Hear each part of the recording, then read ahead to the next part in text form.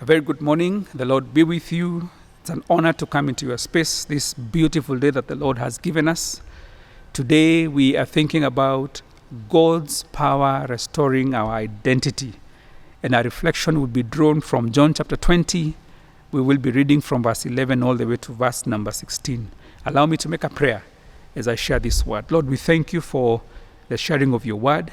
Pray that you speak to us through this word in Jesus' name. Amen.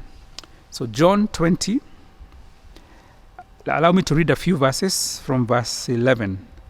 God's word says, "But Mary stood outside the tomb crying.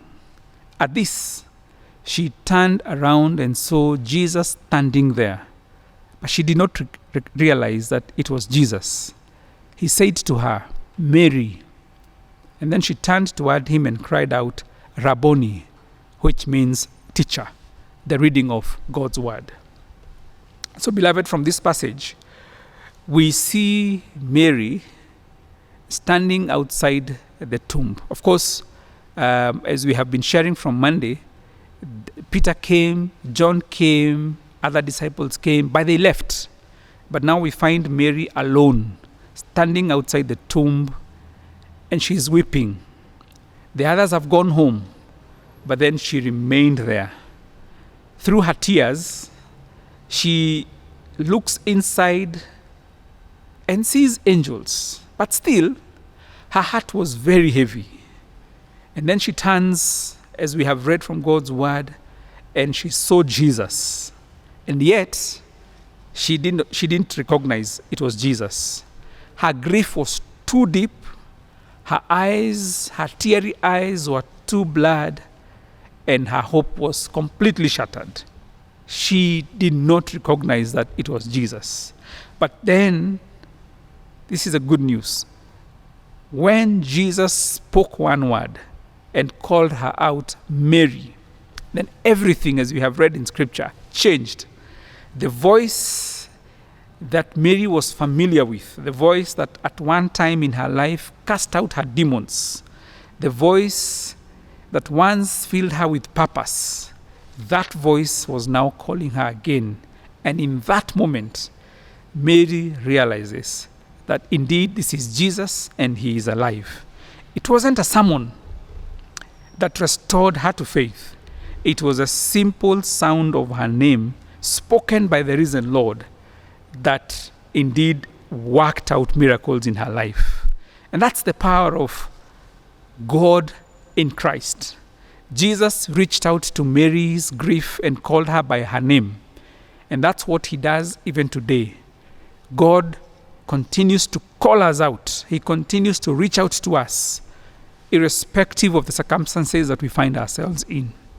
And so, friends, I know there are moments in life when pain will blind us to God's presence.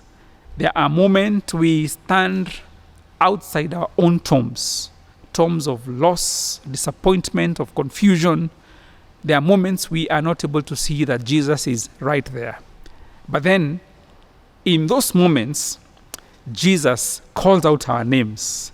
And as he calls out our names, he gives us a new identity. When Jesus calls out your name, it is his way of saying, "I know you.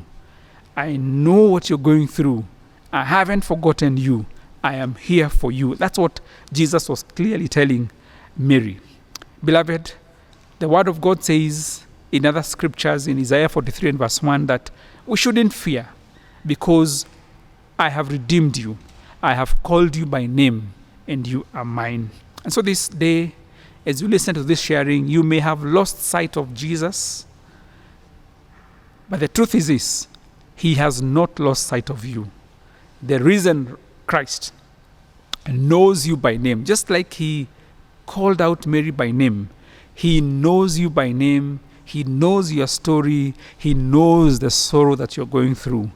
And he is here today, and he has come to restore you. He is calling you by name. And that's what happened to Mary. The moment she heard that familiar voice, all her confusion turned into worship. She said,'Rabboni.' And I pray today that as you look to the Lord, that you are going to hear the Lord calling you personally. He will call you by name, and then as you respond to the call by the Lord, He will restore your identity as His beloved. Friends, you are not forgotten. You are not forsaken. You are not alone. May the Lord bless you as you reflect on this word. Let me say a prayer. Lord Jesus, we thank you for calling us by name. When our hearts are heavy and we cannot see clearly, we pray that you help each one of us to listen to your voice. Speak peace into our fears and hope into our sorrow. And Lord, remind us that we belong to you. We make this prayer in Jesus' name. Amen. See you tomorrow as we think about God's power sending us into mission. Amen.